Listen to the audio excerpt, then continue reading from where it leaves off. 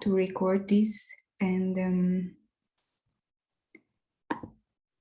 thank you very much for being here to this first greenering webinar on the topic when industry meets academia, where the purpose is to relate participants from our network that work in similar research fields to see if we can build bridges between the academia and the industry.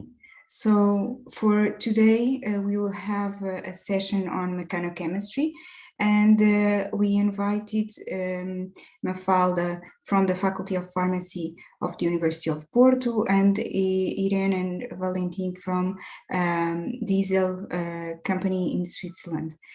So our first speaker will be Mafalda. Mafalda has a PhD in pharmaceutical sciences and is a researcher in the Associated Laboratory of LAKV, as I said, in the Faculty of Pharmacy of Universidade do Porto in Portugal. Her main research activity is focused on supramolecular chemistry, mainly on crystal engineering to improve drug properties such as solubility, palatability, mechanical properties. And also she's trying to improve pharmaceutical formulations for pediatric use using crystal engineering approaches, but also green chemistry principles. She's acquainted with many different techniques, and she's also part of both cost actions greenering, but also another cost action, which we already had the pleasure to be introduced to, which is mechanochemistry for sustainable industry. So I would ask you to please mute your microphones, and now I will ask Mafalda to share her screen. Okay, so I'm going to share my screen. And whenever you're ready. Okay, everyone is seeing my screen? Yes, yes. Okay. Okay. So thank you very much, Rita, for the invitation to give this webinar. As you told, I'm working in the pharmaceutical area, and the talk here is about mechanochemistry applied to pharmaceutical multi-component synthesis. So first, I'm going to give you an overview, why multi-component synthesis applied to the pharmaceutical field, and then why mechanochemistry. So drug solubility is a problem nowadays in the pharmaceutical industry because we have a lot of new drugs, especially new drugs with low solubility in water.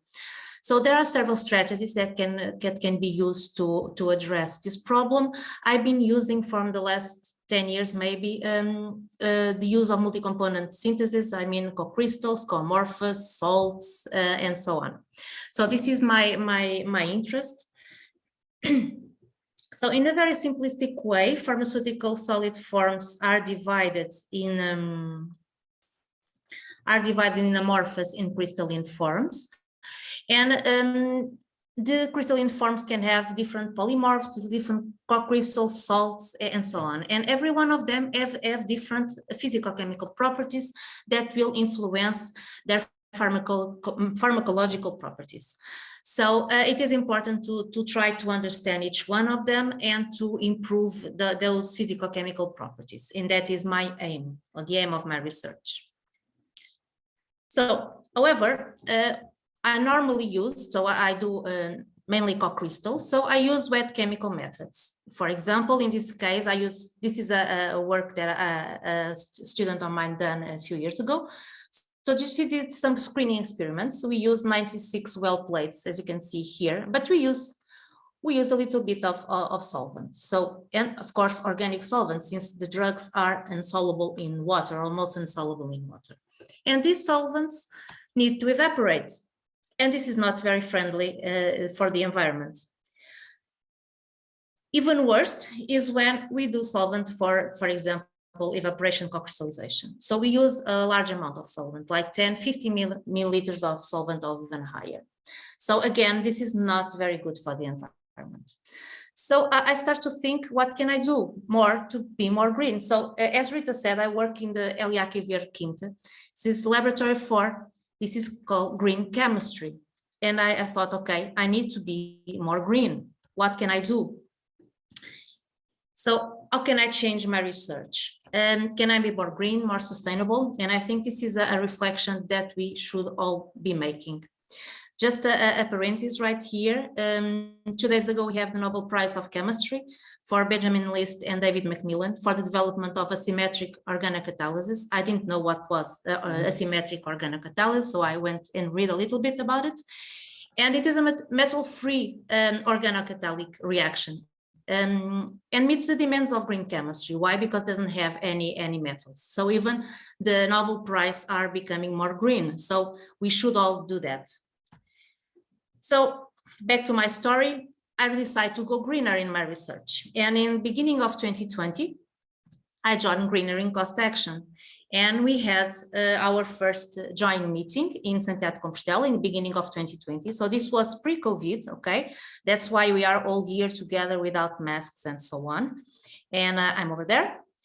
And a few months, and here I start to hear about hypothetic solvents and grid solvents. And I think, okay, this is a good idea to join, to try to apply this kind of solvents to my research. And I did that. I started to work with these green solvents to do my multi-component synthesis. And also a few months later, I joined MECHANOCHEMISTRY. As Rita already told you, it's another cost action, mechanochemical for sustainable industry, where I learn a lot about mechanochemistry, the huge advantage that mechanochemical methods have in relation to green chemistry, and how they can be applied for multi-component synthesis. So the problem nowadays is the pharmaceutical industry is significantly more emission than the automotive industry. And aside from the emissions of the gas emissions, CO2 mainly, you have contamination of soils, biota and water, mainly due to organic solvents that are largely used in the pharmaceutical industry and have a large environmental footprint.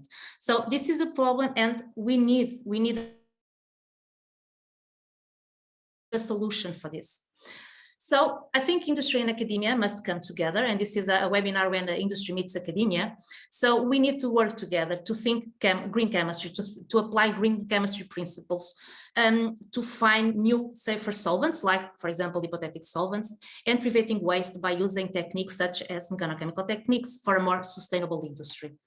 So we need to invest in environmental friendly technologies, and we need to support industry innovation. Us as academia need to support industry, but industry also needs to support academia, and this must be a two-way around. So we need to work with industry. As academia need to work with industry, and industry need to work with academia to make a more sustainable industry. So why mechanochemistry? While mechanochemistry has grown as a promising alternative of method of synthesis in different areas, in organic, inorganic, and even metal organic, the principles are, the mechanochemical methods are capable of activating chemical transformations by compression, for example, or friction in solid phase, without almost the need of any solvent, or at least with a very small amounts of solvent. The solid state reactions allow the exploitation of new synthetic pathways, which can lead to new control over selectivity, stoichiometric efficiency, atom economy, and the formation of nanotechnology products. A different process of the reaction can lead to investigation and access of poorly soluble but cheaper raw materials or new raw materials. This is not that they are not capable of being used in wet chemical synthesis.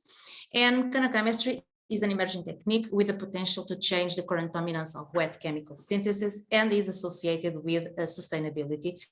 It was listed by UPAC as one of the 10 top chemical innovations towards a sustainable future. So this was just a brief search in the Web of Science with the keywords mechanochemistry, pharmaceutical, and co-crystals, and you can see that from 2012 until now, we have a trend, an increase of number of papers that were published with these keywords. Of course, that 2020 was not your typical year. Everyone knows that, and 2021 again not a typical year, and it's not even in the end, but still we have a trend, an increased trend on the use of mechanochemistry for the synthesis of pharmaceutical co-crystals. So how can you synthesize a multi-component by mechanochemical methods? Well, it's quite easy. So you have the API, you have the co-former, that can be an API or another molecule. You can grind them together. Well, you can use a mortar and pestle. Everyone has a mortar and pestle in the lab. And then you have a multi-component. Can be a salt, a co-crystal, can be a coamorphous, can be a eutectic solvent. You can have everything. Instead of the mortar and pestle, you can use more fancy techniques. If you want, you can use ball mill, for example. I'm not going to give you any details about the equipment, but you have a lot of type of ball mills and so on. So it's not that difficult. So you have also the liquid assisted grinding when you have a small amounts of liquid. It's very, very small amounts. I think it was Thomas Fritzsche that defined a netta value between 0 and 1 microliters of solvent per milligrams of sample to define what is lag. So above this, you don't have a liquid assisted grinding, but you have a slurry. You have also other type of lag. You have iLag, that is ion salt lag. I mean, you use ion salts instead of solvents. And you also have polymer assisted lag, POLAG. I will give you some examples of this type of lag later on.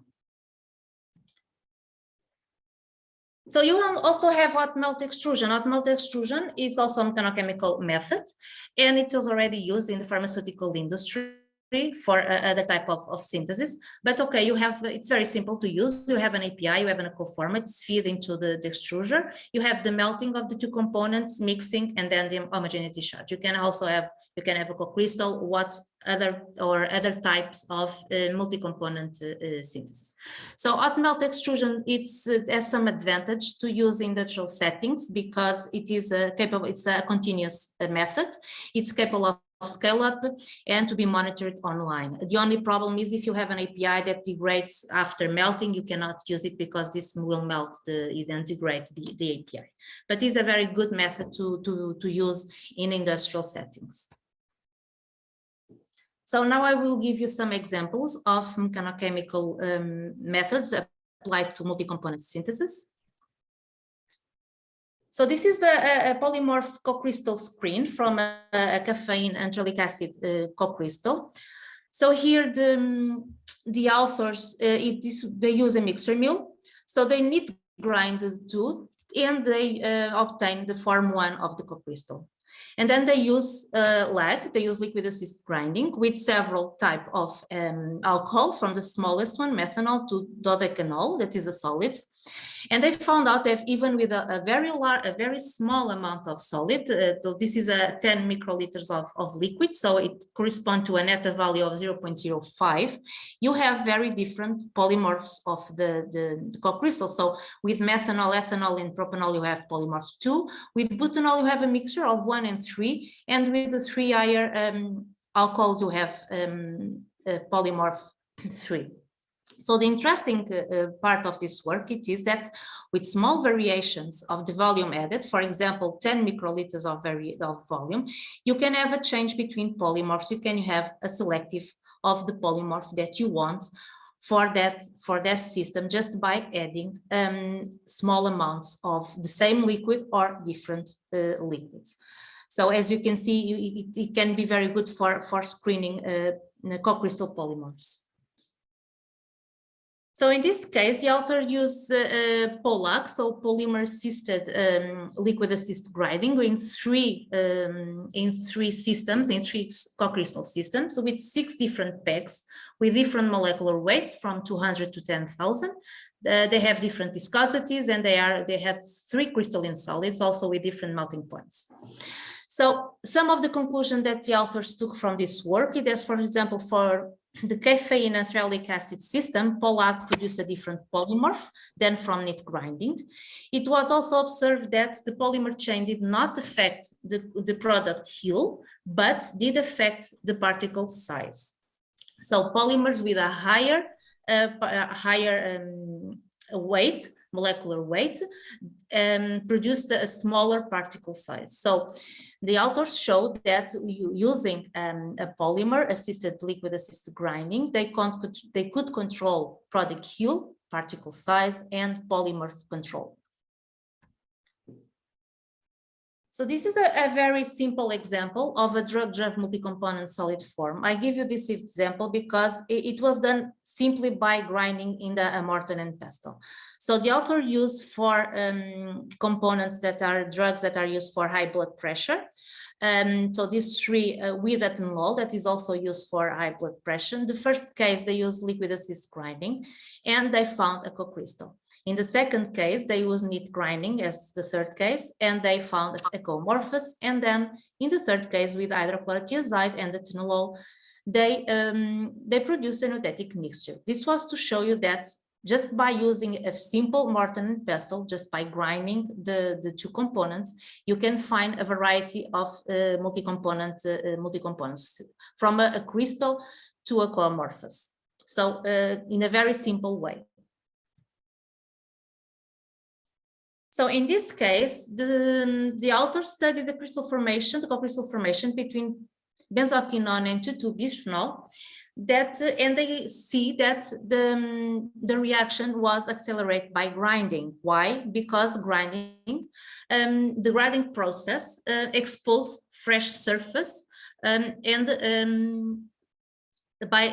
expose fresh surface for the molecular diffusion to improve the reaction as a result of the removal of the products from the reactant crystals, and also by introducing some lattice strange end effects. So here they realize that by grinding they form a co-crystal much faster than by other techniques. So this case, I really like this example. This is stepwise co-crystallization. So the authors forms a co-crystal between subearic acid and nicotinamide by neat grinding, okay, without solvent. They form a 1:1 co-crystal. The co-crystal was cynetically controlled. The co-crystal had the strongest possible supramolecular synthons, the amide carboxyl acid and the pyridine carboxyl acid heterosyntons. But they continued grinding the 1:1 co-crystal with an excess of nicotinamide, and they could obtain the 1:2 co-crystal. And it was amazing because the 1:2 co-crystal resulted from the dismantling of the strongest amide carboxyl acid heterosynton that was compensated by the formation of a pair of weaker pyridine carboxyl acid heterosyntons and an amide homosynton. So this 1:2 co-crystal will never be possible by, for example, solution co-crystallization. Only was obtained by mechanochemical methods. So this is an example of a metal-organic pharmaceutical. I'm not an expert on metal-organic. I never work with those. I just want to show you this here because it's an example of ILAC. They use a salt, iron salt. This work is from 2011, but still it was, ILAC enable a rapid and environmental friendly synthesis of bismuth subisylate. That is an active drug in the peptobismol. They also synthesized two further bismuth salicylates directly from bismuth oxide. So it was a very simple setup. And at the time, so again, this was from 2011, so 10 years ago, the structure of bismuth disalicylate hydrate was the only known crystal structure for a bismuth salicylate complex without auxiliary organic ligands. So this was a very environmental friendly way to do methyl organic pharmaceuticals. Nowadays they are called methyl organic frameworks or MOFs. They are largely studied and they can be easily done by mechanochemistry methods, and you have a lot of examples in the literature about them. So this is an example how you can produce co-crystals by hot melt extrusion. This scheme is very good to understand what happens inside the extruder. So you feed the API and the conformer, and you can also feed other additive like solvents, polymers, or even inert matrices. So you have the melting and then you have the mixing. And what happens here inside the extruder to form the co-crystal?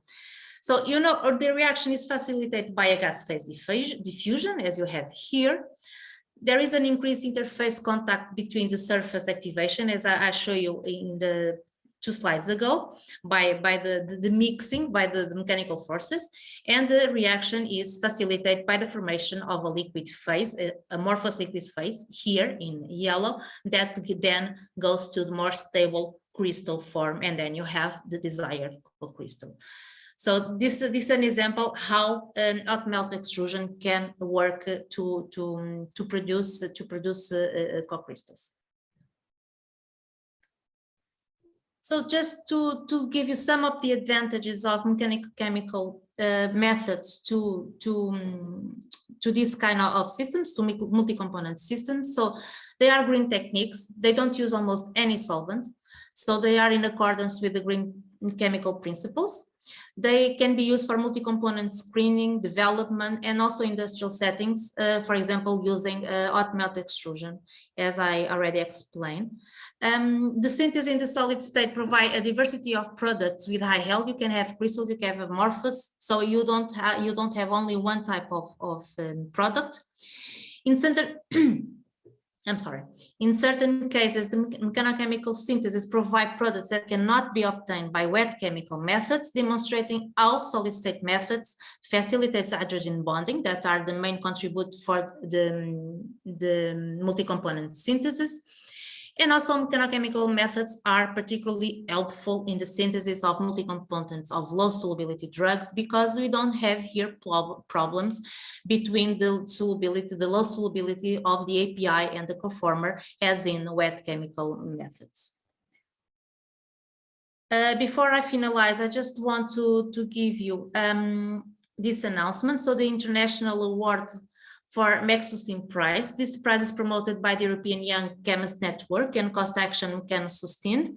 The winner will be awarded some money to go to the conference and to free participation in the 10th International Conference on Mechanochemistry and Mechanical Alloying 2022 that will be held in Italy, and also be a 15-minute oral communication to this international event. So if you are interested and if you work with mechanochemistry, please, for more information, go to the website of MECHANOCEMISTRY. So I just want to say thank you to Rita and Cost Action Greening again for inviting me to give you this talk. To my institution, Elia Kiver Quinti, to the University of Porto, Faculty of Pharmacy, and to the Portuguese Science Foundation for the financial support. So thank you very much for your attention. Thank you, Mafalda. Thank you very much for your nice talk. I don't know if anyone has any question for Mafalda, or we move to the next presentation and we can have a discussion at the end.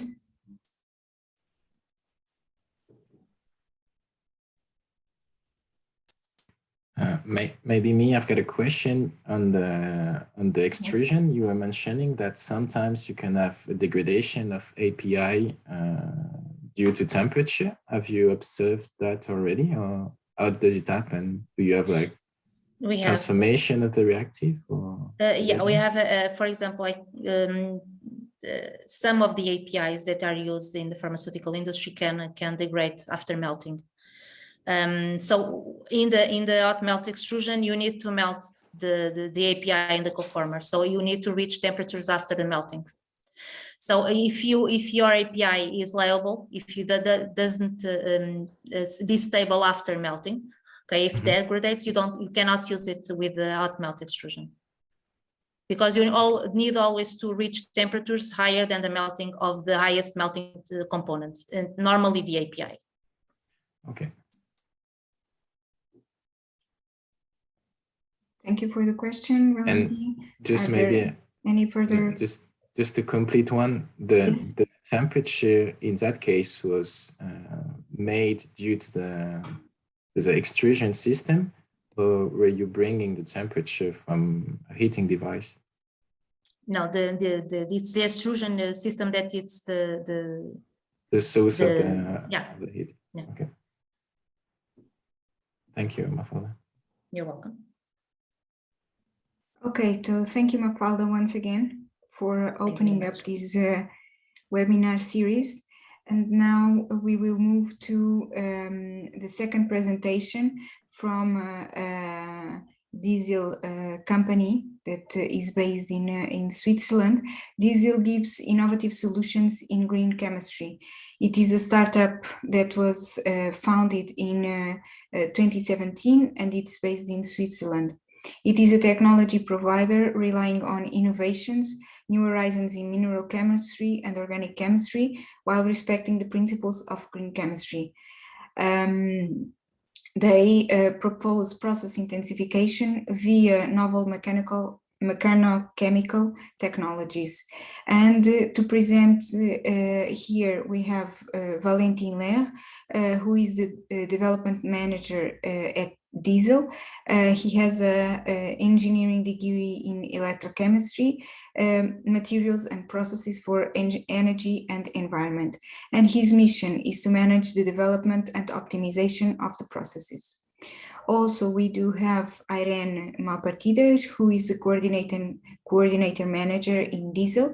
She holds a PhD in chemical engineering and has more than 20 years of experience in environmental technology in areas such as valorization of biomass, developing sustainable industrial production of biofuels, biogas, and biochemicals from microalgae, residual oils, and lignocellulosic biomass. So we are looking forward to hear your talk.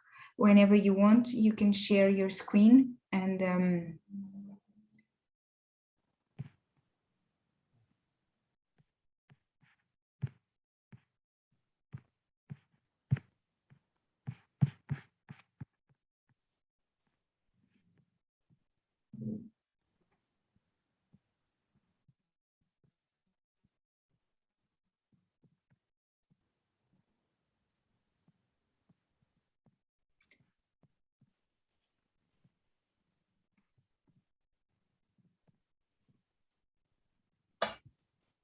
yeah, we can see. Can you see my screen? Yes. Thank you, Rita, for this very complete introduction. So Valentin speaking first. I'm going to give you a quick overview of what we're doing at Deasyl. And then Irene, we keep the conversation by explaining. Sorry, Valentin, we are hearing you a little bit low. So I don't know if you are far from the microphone. Is it better right now? A little bit better, yes. Okay, I'm going to try to stay like that. Thank you. Don't hesitate if you're losing me during the talk. Okay. So I was saying I'm going to give you a quick overview of what we're doing at Deasyl, and then Irene will give you a bit more example of application of the technology we're using. So as you were saying, Rita, we are based in Geneva, so Switzerland, and Deasyl is a startup that has been.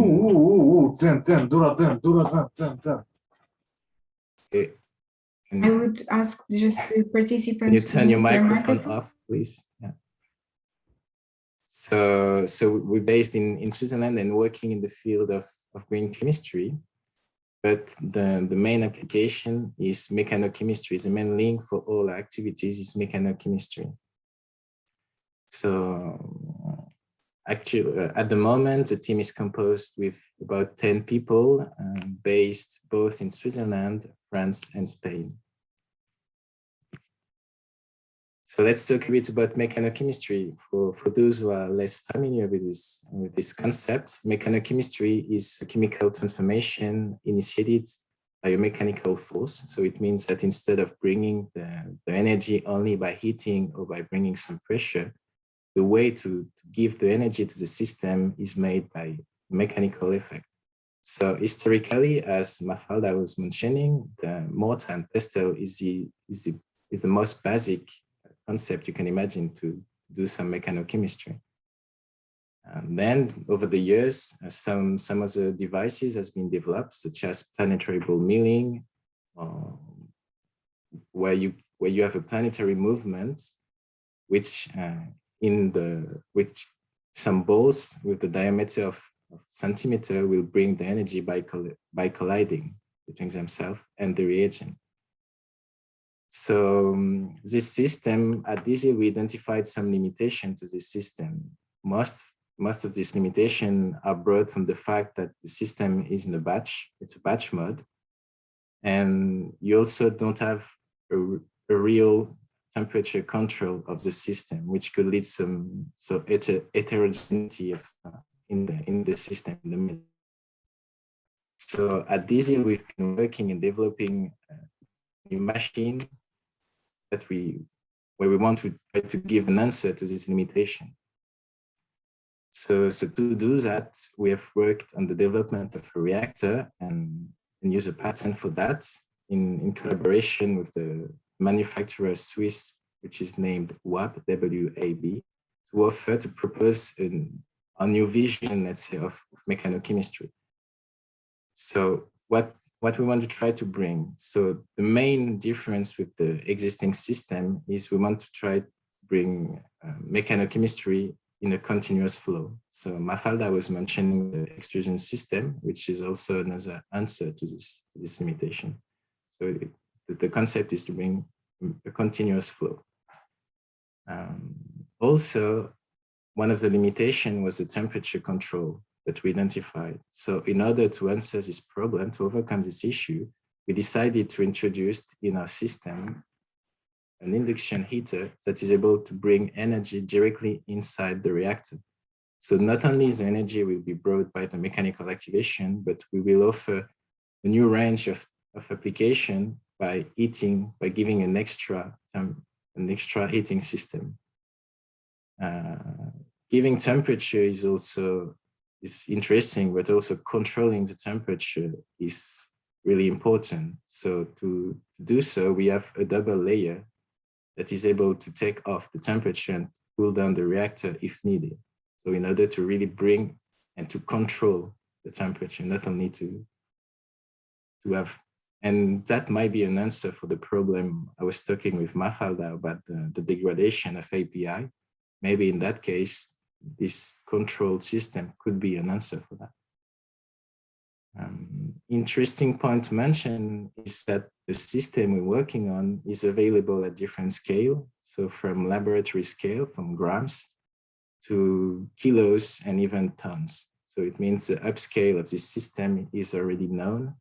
And we're really confident when we work on a process to start from a laboratory scale and to bring it up to industrial scale. Also, maybe some specification about the reagent we can work on. So Mafalda has been differentiating the different type of mechanochemistry, where you have neat chemistry, liquid assisted grinding mechanochemistry, and the slurries. So in our case, as we work in a flow, we need to have a liquid phase present. So we would be either in liquid assisted grinding or either more close to slurries. But it can include the work on solid reagent as well. So maybe a couple of improvement we observed using this system. So the biggest effect was we observed a huge increase of the mass transportation, which allows us, which is really closely linked with the reduction of solvent and reaction. So the biggest example I can quote is the production of biodiesel, where we use 2 non-miscible reagents and a solid catalyst. And we observe that we can really work at the stoichiometric ratio instead of using an extra use of solvent. Also, using mechanochemistry, you observe at the collision of the beads that you're using to bring the energy, you can also observe some surface effect if you're using heterogeneous catalyst. So you can renew the surface, as Mafalda was mentioning before, You can also change locally at the surface, at the interface between the surface of the catalyst and the liquid. You can observe an increase of the solubility locally on a small scale. So that allows to give some new reactions, a new behavior of reaction. And all of this new evolution gives new opportunities for chemistry to evolve in terms of chemistry and to bring it towards a more greener chemistry. So in our case, with the system we're working on, one of the biggest advantage we see is that we bring the temperature locally instead of bringing it to a huge batch, as we use a flow. So we don't need to eat like 100 liters to produce 100 liters of product. We don't need to heat a batch of 100 liters because we're gonna eat only the reactor, only the flow inside. Also, one interesting thing in reducing solvent use and getting closer to stoichiometric ratio is we identified that if you want to do a multi-step reaction, the biggest challenge is the in-between, because usually each step needs an extra reagent, needs an excess of solvent, needs a purification. But if you're able to reach the stoichiometric ratio, it means you're able to make a second step directly after the first one. And one big advantage we're working with a system is to do one-pot synthesis when we have multi-step reaction. So I'm gonna let now Irene give you, so I gave you, let's say, an overview of what we're doing, and I'm gonna let Irene take the lead to give you more detailed examples so you can understand maybe a bit better all the concept I've been presenting. So Irene, I'll let you take that. Yeah, thank you, Valentin. Yes, you can pass for the next one. So I will give you, now that we have seen all the advantages we can give to some processes, those are some really examples where we are working on today. So we can apply in very different fields of chemistry. We are now working in synthesis of heterogeneous catalysis, also some biodiesel production with glycerol valorization in different chemical products, but also we are working in some fields as food industry or cosmetic, with the opportunity to produce, for example, glucoside or vanillin components.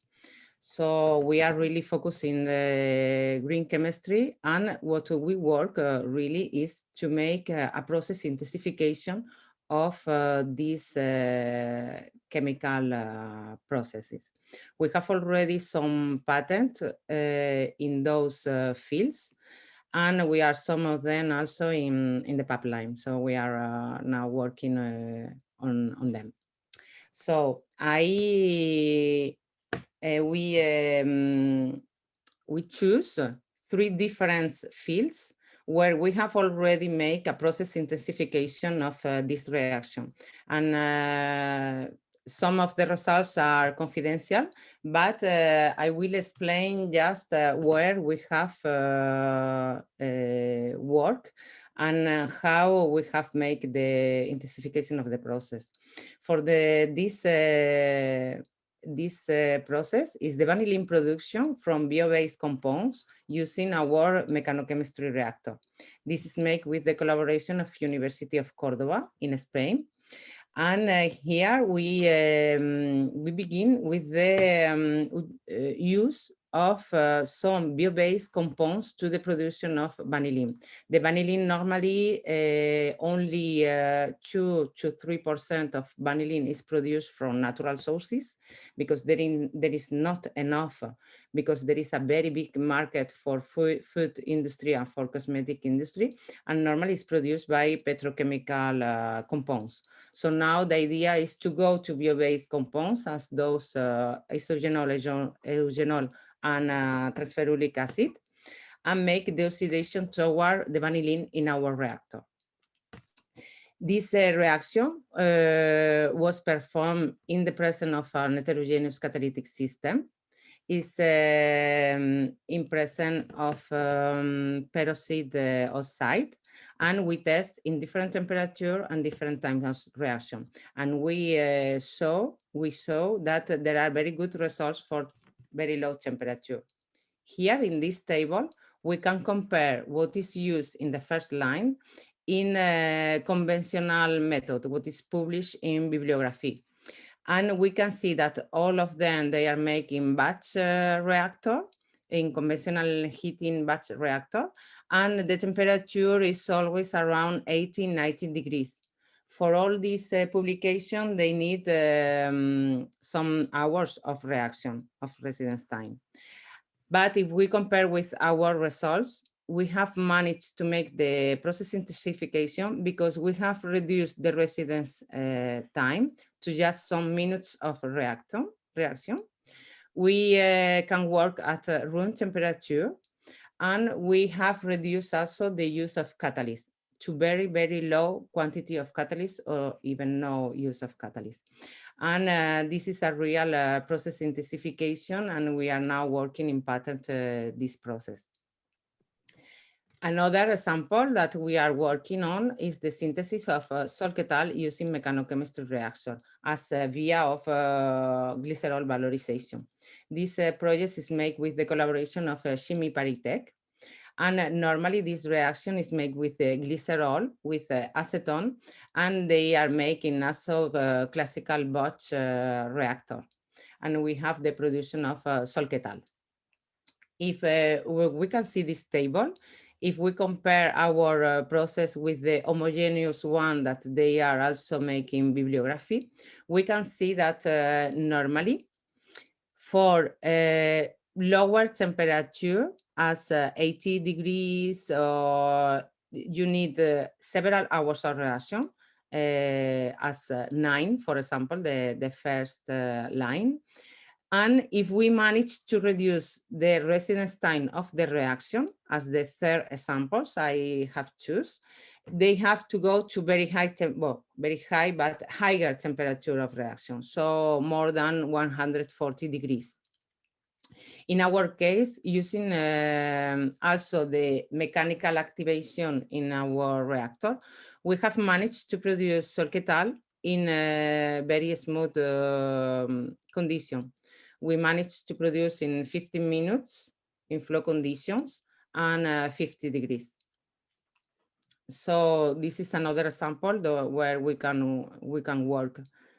Also, this normally this kind of process, as they use glycerol. Glycerol is a reactant that is very viscous, and we have managed to make an intensification of the reaction because also our reactor managed to make a very to enhance the mass transportation limitation that there are sometimes in the mixing of viscous reactants, for example.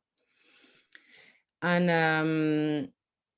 another example that we have done at the Deasyl is the synthesis of some heterogeneous catalysis.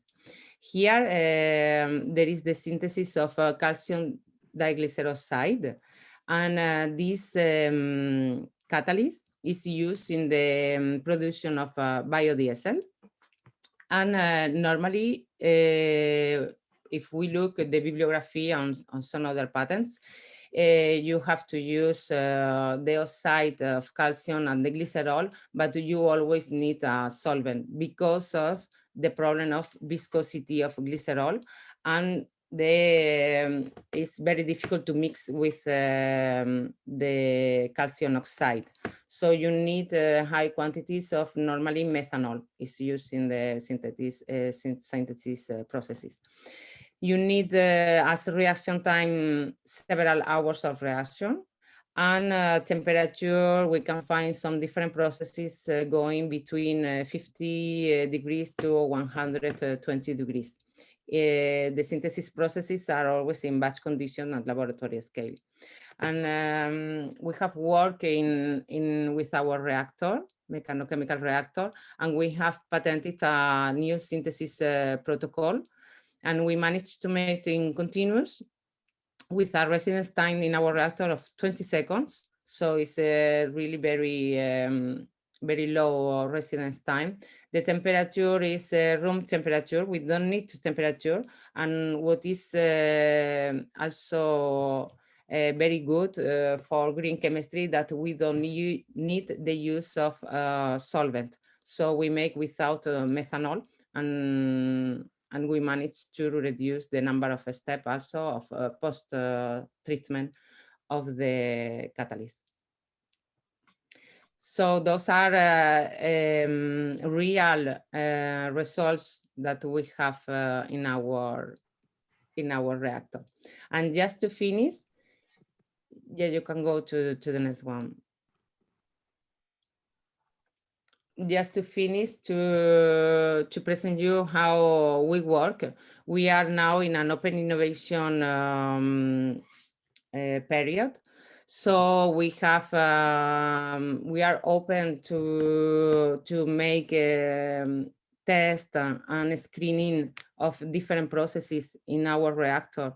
If you think that you have a process that could be enhanced or intensified with our technique, we can make a process benchmark, and then we try to go to a proof of concept. If we really see that there is an interest, and we can work together to make a letter of interest, and to find a way to make a technological transfer together. So I think that's all, and thank you very much for your attention. Thank you very much, Valentin and Irene, for this nice presentation.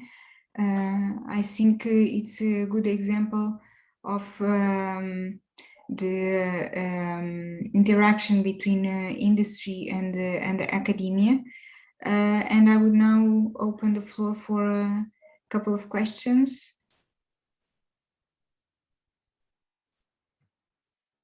Can I ask a question? Sure, Mafalda. Thank you very much, Irene and Valentin, for your presentation. I didn't understood very well. How does your reactor work? I mean, what is the mechanochemical forces that are in place? Or you cannot tell? We've got a rotation system, and the reactor is filled with microbeads with the diameter between 0.3 millimeters and 2 millimeters. So you've got hundreds or even thousands of microbeads colliding between themselves. Okay, thank you.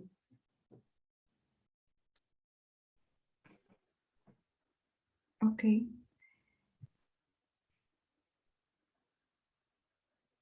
I think just to mention, this is maybe the main difference between extrusion, because you have already spoke about the extrusion method, that is like more friction forces that you give, and you manage to make a flow. So I think we are an alternative to extrusion, giving another kind of mechanical forces, because for us it's more micro collision between all the reactants together. So it's more like ball milling, but with microbeads and in flow conditions. Can I ask another question? Yes, Mafalda, Yes. I think. So if, okay, you are in flow conditions, you said that you have to have some liquid in your system. So you cannot work only with the solvent, with solids. You need some amount of liquid. Yes, we need to establish a flow, and when you use twin screw extrusion, you've got the screw that makes the movement. Yeah. In our case, we need a pump to establish the movement. So let's say whatever can go through a pump is possible for us, but we can't go like fully neat. Okay. But how much? I mean, how much liquid are we talking? So where is the limit between what is grinding, what is slurry? Well, everything well, the main limitation in our case for the liquid quantity is just to be able to inject it in the system. Once you have it in the system, you no longer have any issue, even if it's really close to dry. So it's really how to make it go to the system. So if you want to establish a real continuous flow, well, it will depend on the properties of the material you're using. Because you've got some solids that are really easy to pump, for instance, and some others that are not. So this is really depending on the reagent. Okay. Thank you. Okay, so let me thank our speakers again for opening up this webinar series, which I think it will be fruitful in the future, and for setting a nice standard of seminars here. Thank you all for coming and for attending this, and we look forward to meet you in our next webinar that it's probably going to take place somewhere in November. Thank you very much for being here, and have a nice weekend.